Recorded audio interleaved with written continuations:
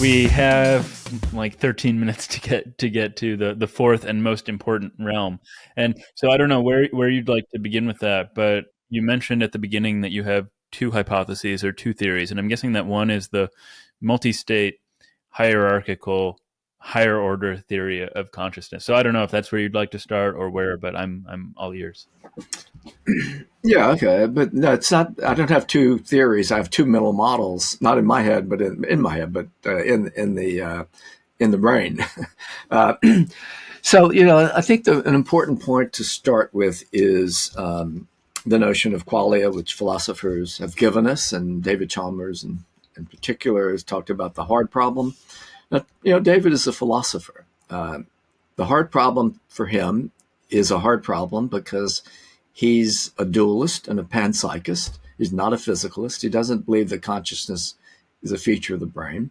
It's something else. So he says, yeah, the brain does all that easy stuff, but consciousness is this otherworldly kind of thing. I'm not using the words he would use probably, but I think you get the point that I'm making. The problem is that he encouraged, I don't know if he encouraged, but somehow the qualia thing and the hard problem has been adopted by neuroscientists as if, okay, we have to solve the hard problem. But the hard problem was created in a way that it can never be solved. It's not physical. If it's not physical, you can't study it scientifically, right? So I think it's just it's a dead end. It's the wrong approach. So, I like to think about it as, what can we solve? A lot of people want to solve the problem of animal consciousness, but we only know consciousness for real exists in humans. And I'm not saying it doesn't exist in other animals, but we're guessing. It's like the difference between goal-directed behavior and habits. They look exactly the same on the outside, but on the inside, something different goes on. And I think that's the same between, say, cognition and consciousness. They look the same. The behaviors look the same on the outside, but they're different things that are going on in consciousness.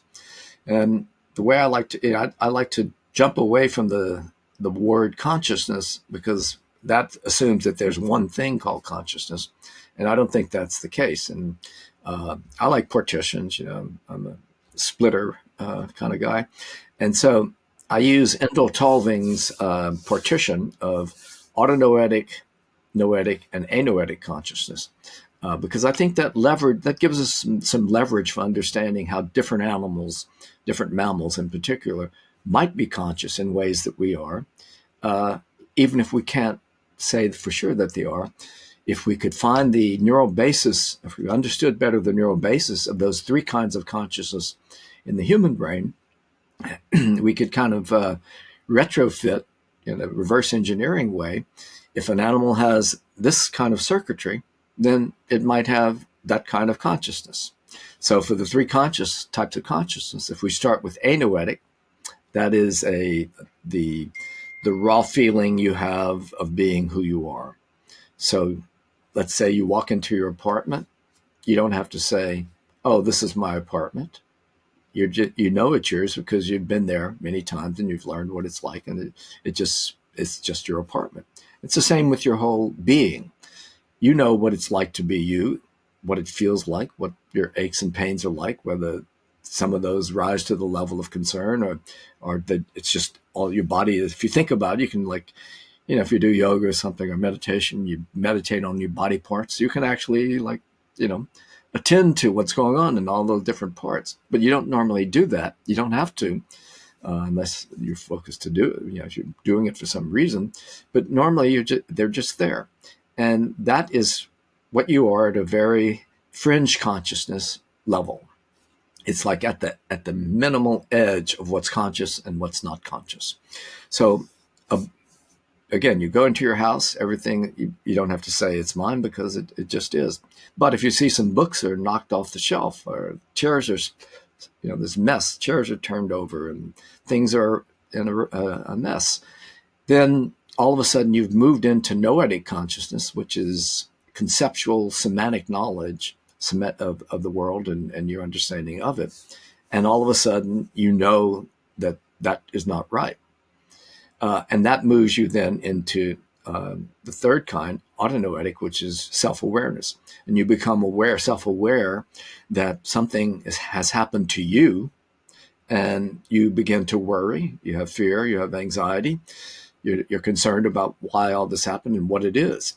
So those are the three kinds of consciousness that Turing proposed. And the advantage of them is that each is based on a kind of memory.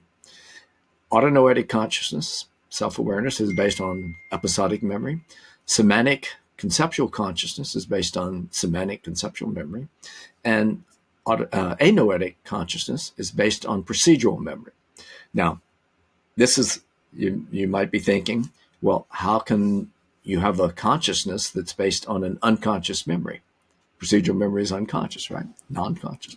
So that bugged me for a long time. So in Deep History, I didn't write about anoetic, but I did some additional reading and talking to people and talking to Turing, and I came to understand that anoetic is not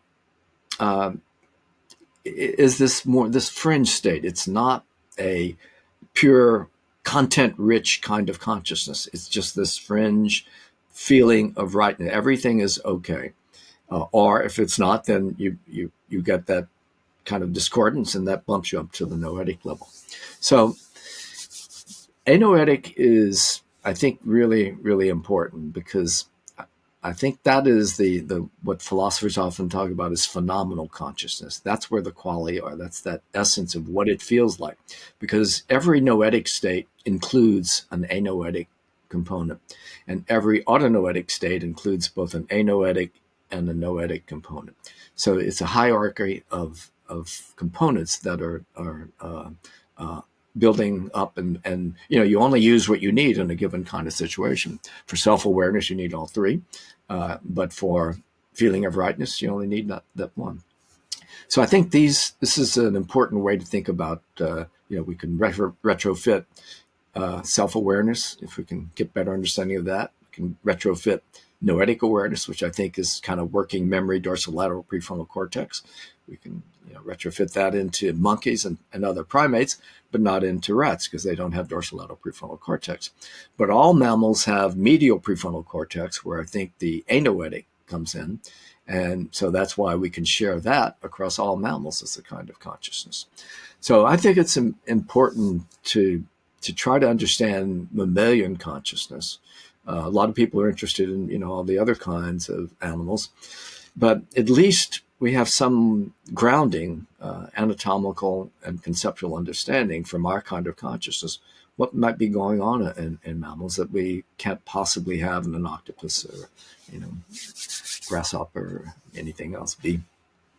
So let me just briefly talk about my dual mental model thing. The multi-state hierarchical model is that we just need, the traditional models involve typically visual cortex and dorsolateral prefrontal cortex in consciousness debates. But I think that's way, way too crude. We need more anatomical sophistication about what prefrontal cortex does. I am a prefrontal cortex proponent for consciousness because I think we can get those three kinds of consciousness working there and extrapolate them.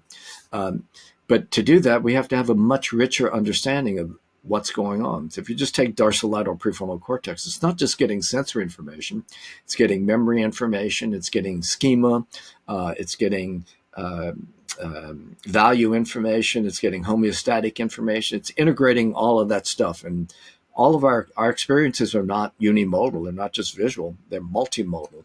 So we need to have a multimodal kind of hub that can put all that stuff together. And I think that the prefrontal cortex as a whole can do that. It's not just about one area of prefrontal cortex, it's about the whole system working together. There's lots of recurrence and redundancy, and I think that will be very important as we go forward. So we are running very quickly out of time, but let me talk about the dual mental model thing, because I think that's also interesting. So at the very beginning, we talked about how we're talking, but we're not planning what we say, it's just coming out. So that is an output of the non-conscious mental model. I think that's the starting point. So we have a middle model that's taking in all of this information. We have a circuit that's taking in all this information about stimuli from the outside, from the inside, homeostatic value information, memories, external events, internal events. All that stuff is coming in to the first stage of the middle model and being integrated. So the first stage is a schema. The schema is a situationally relevant bunch of memories that are integrated to allow you to understand the situation you're in. So we're in an interview situation. So you and I have done this a lot. So we can just sit down here and start talking. We don't have to worry about how it's all going to come out, because we've done it. We know what it is. It's like we have a feeling of rightness. We have a noetic experience that allows us to not be upset and move into thoughts and worries about it and all of that. So we have to.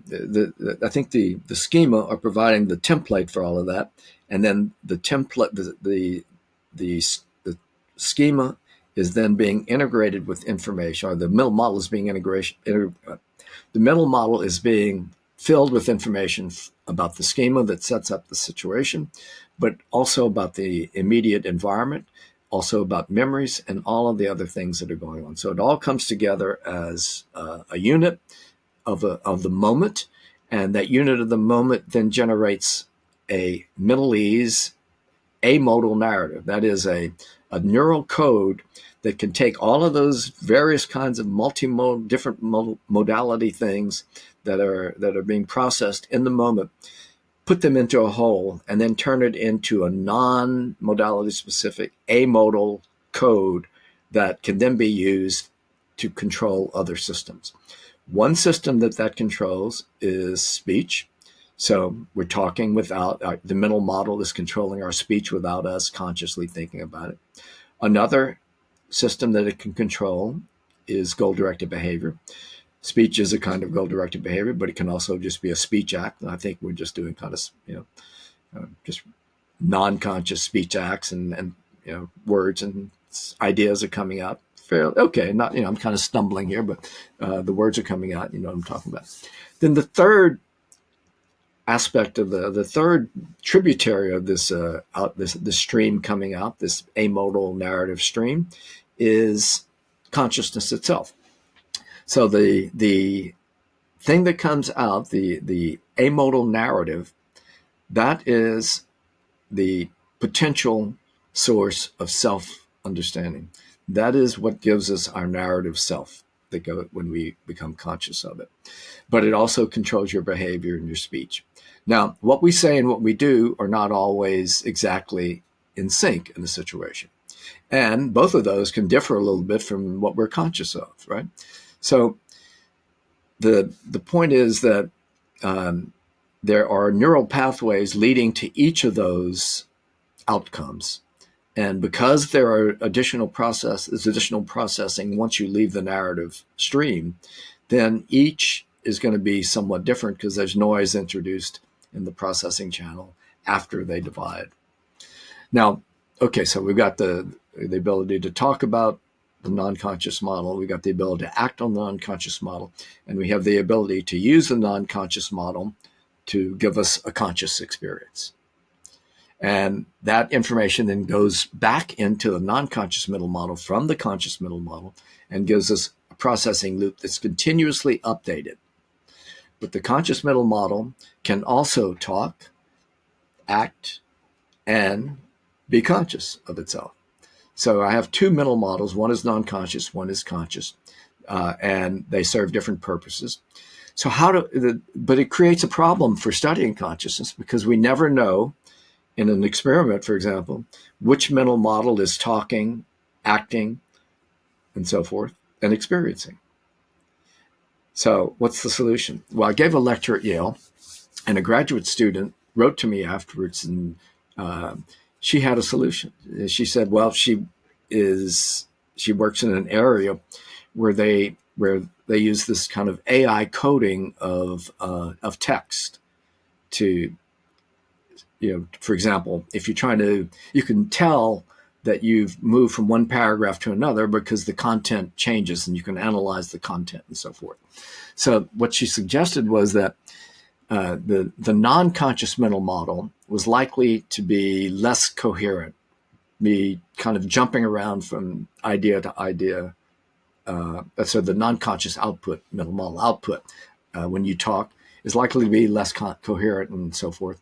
We kind of like talk, then we have to step back. When we step back and start thinking about it, then we've bumped it up to the conscious mental model, which is going to be a little more coherent, especially if you're giving a speech and you've planned it and you've got all the words in your head and so forth, or you're reading it and you're conscious of it.